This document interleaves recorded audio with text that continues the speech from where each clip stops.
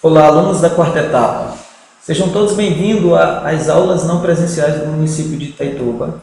Eu sou o professor Silas e estarei com vocês na disciplina de português. E hoje nós iremos falar sobre a estrutura das palavras.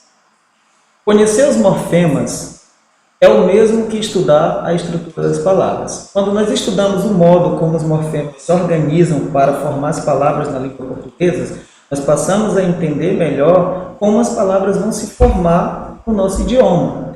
Então, a palavra, nós podemos entender ela como uma unidade divisível em elementos menores carregados de significação. Esses elementos menores eu vou chamar de morfema. Eu trouxe como exemplo aqui a palavra brasileiro.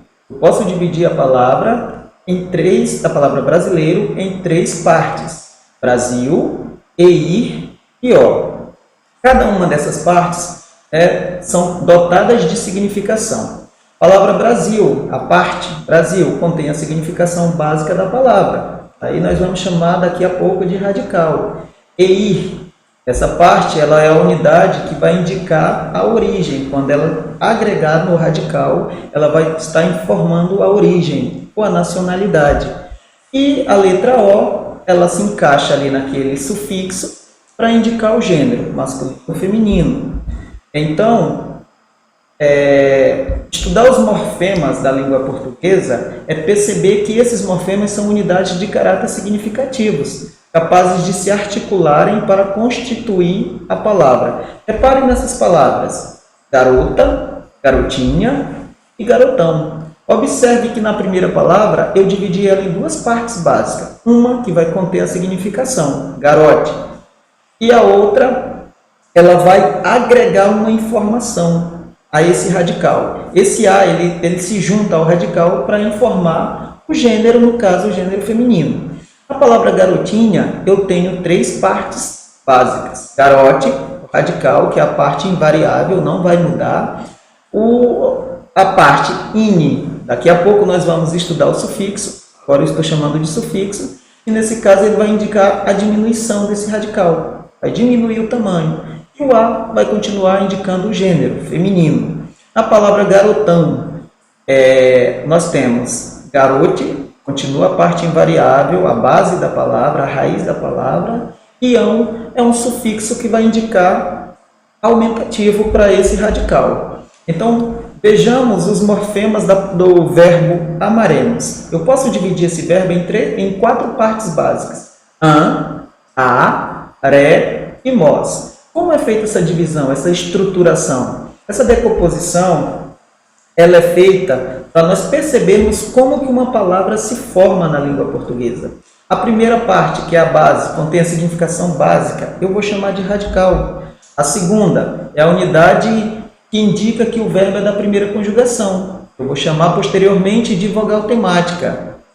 A próxima, como é um verbo, o verbo possui suas flexões. Verbos possuem basicamente quatro flexões: flexões de modo, tempo, número e pessoa. Então, a unidade ré é a unidade que vai indicar o tempo e o modo verbal. Daí eu vou chamar de desinência modo temporal. Em português, nós temos algumas siglas que são convencionadas. A desinência modo temporal é chamada de DMT. E a última unidade eu vou chamar de desinência de número e pessoa, ou desinência número pessoal, DNP. Então, os elementos mórficos, ou os morfemas que compõem uma palavra são do tipo radical, vogal temática, desinência. Aí nós temos dois tipos: a desinência verbal e a desinência nominal.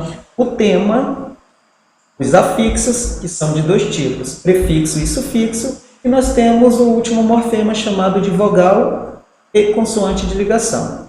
Falaremos agora sobre radical. O que é o radical? Radical é o morfema que contém a significação básica da palavra. É a raiz da palavra, ou seja, é a menor unidade da língua com significado. Então, observe no gráfico que eu trouxe a palavra no centro, ferre. Embora ela não esteja completamente formada, mas o meu cérebro já é capaz de decodificar. A palavra primitiva aí seria ferro. Mas a partir desse radical ferre eu posso formar ferradura, ferreiro, ferrugem, ferroviária, ferrovia, ferramenta, enferrujar, por exemplo. Né? Percebam que todas elas vão partir do mesmo radical.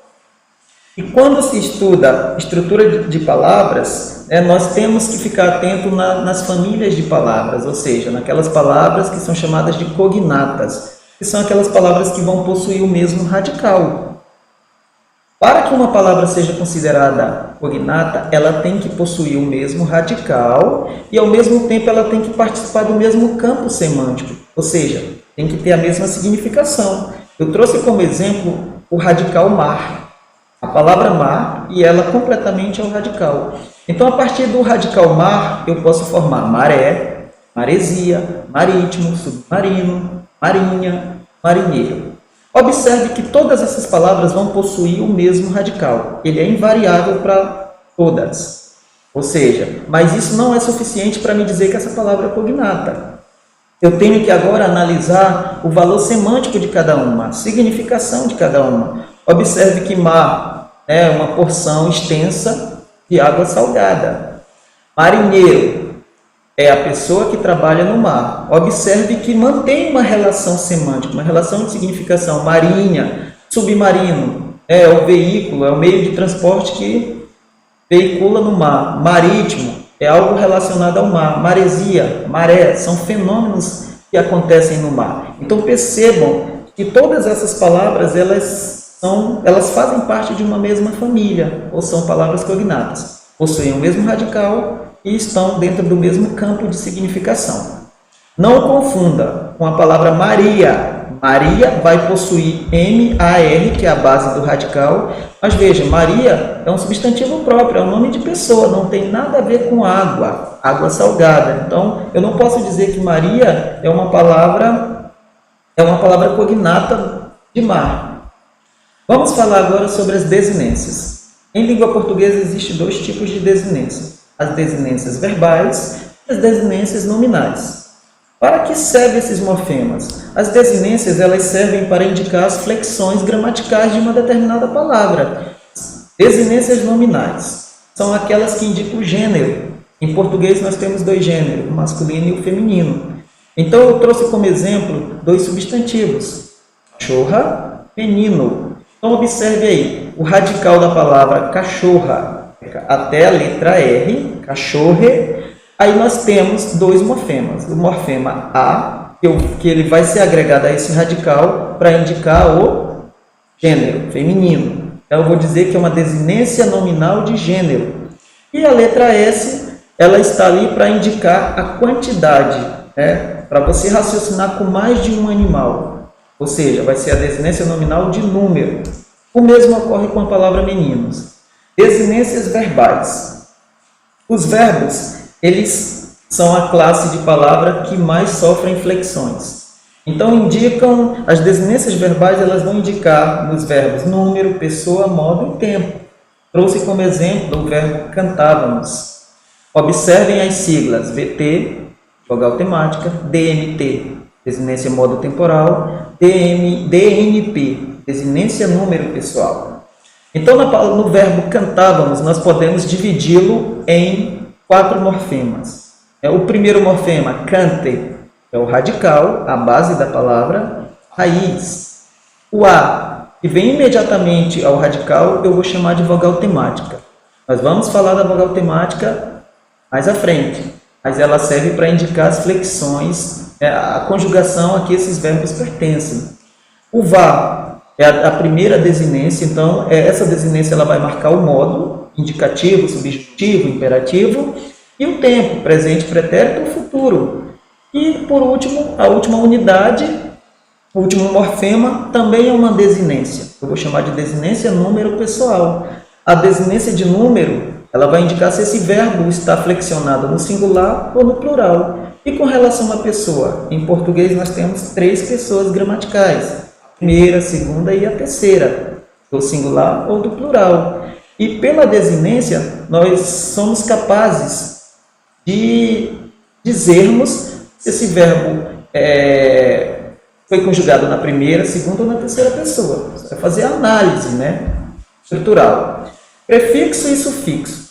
O prefixo e o sufixo, eles são chamados de afixos, ou seja, são elementos que vão se juntar aos radicais para formar novas palavras. Os afixos podem ser de dois tipos, já foi adiantado. Prefixo, pré, vem antes, ele é colocado antes do radical. E o sufixo ele vai ser colocado depois do radical. E quando eles são agregados a esses radicais, eles trazem uma significação, uma conotação diferente para aquela palavra. Em alguns casos, ele pode até fazer com que a palavra mude de classe gramatical. Falaremos sobre o prefixo, que são os afixos que aparecem antes do radical. Eu trouxe como exemplo as palavras infeliz, imoral, amoral, preocupar. Observe que a parte que está negritada, preto, feliz, moral, moral, ocupar, é a base da palavra, é o radical. O que foi colocado à esquerda, em vermelho, in, i, a e pré, são os prefixos. Perceba que feliz, quando eu agrego, adiciono o prefixo in, automaticamente esse prefixo ele indica negação, ou seja, modifica o sentido dessa palavra.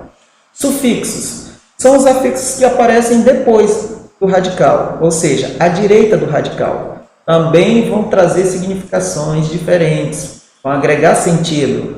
Lealdade, utilizar, cafezinho, amanhecer. Dade, sufixo de leal. Isa, sufixo de útil. Inho, sufixo diminutivo da palavra café. E esse é o sufixo do verbo amanhecer.